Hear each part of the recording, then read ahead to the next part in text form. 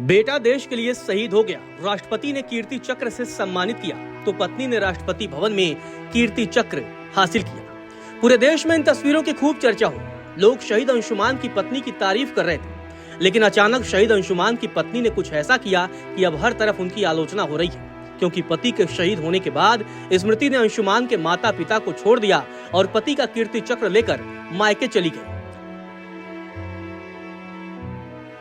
अब अंशुमान के बूढ़े माता पिता की आंखों में आंसुओं के सिवाय कुछ और नहीं है। बेटे की शहादत के सम्मान में मिले कीर्ति चक्र को लेकर स्मृति रफू चक्कर हो गई है।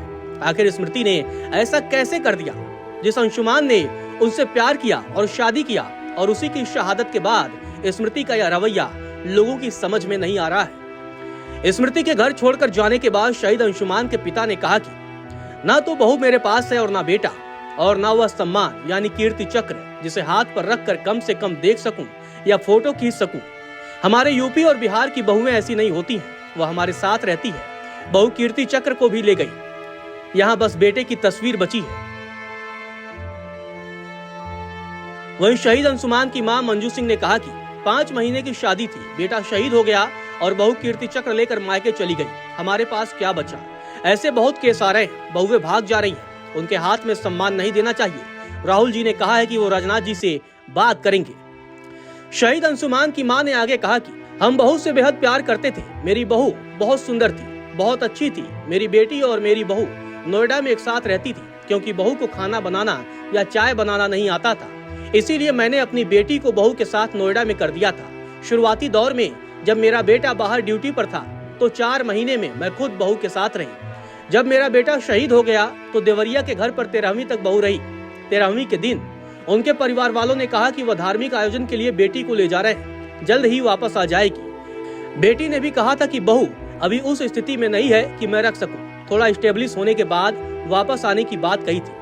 मेरी बेटी लखनऊ तक छोड़ने आई, फिर लखनऊ से मेरी बहू फ्लाइट से दिल्ली चली गई। नोएडा घर पर अपना सारा सामान पैक किया, जबकि मेरे बेटे का कपड़ा, सामान, टाई बेल्ट एक झोली में पैक कर दी। फिर बहू नोएडा से पठानकोट चली गई। जब हम लोग जाकर देखे तो बहुत दुख हुआ, क्योंकि मेरे बेटे का सारा सामान झोले में था। फिर हम लोग लगातार बात करने की कोशिश करते थे, फोन करते थे। कई बार जब फोन करते थे तो बहू फोन उठाती थी, फिर थोड़ी देर बातचीत करने के बाद रख देती थी।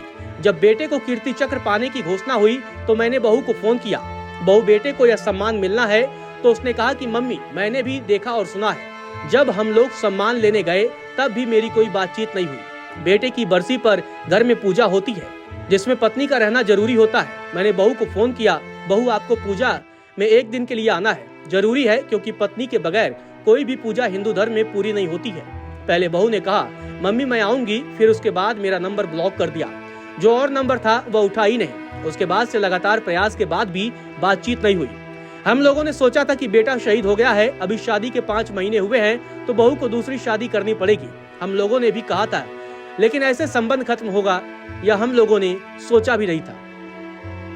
शहीद अंशुमान के माता पिता तो पहले ही अपने जवान बेटे को खो चुके हैं और अब बहू की हरकत ने उनके जख्मों पर नमक छिड़क दिया है। जब राष्ट्रपति भवन में स्मृति कीर्ति चक्र ले रही थी तो उसकी तस्वीरें खूब वायरल हुई थी। लोगों को स्मृति से हमदर्दी थी, क्योंकि महज 5 महीने में उसने अपना सुहाग खोया था। लेकिन जब स्मृति की हकीकत दुनिया को पता चली तो लोग खूब आलोचना कर रहे हैं। अंशुमान के साथ वर्षों के प्यार के बाद भी दोनों की शादी हुई थी। अंशुमान ने बड़े अरमानों के साथ स्मृति के साथ शादी किया था, लेकिन उन्हें क्या पता था कि उनकी शहादत के बाद उनकी प्रिय पत्नी उनके माँ बाप को अकेला छोड़कर चली जाएगी।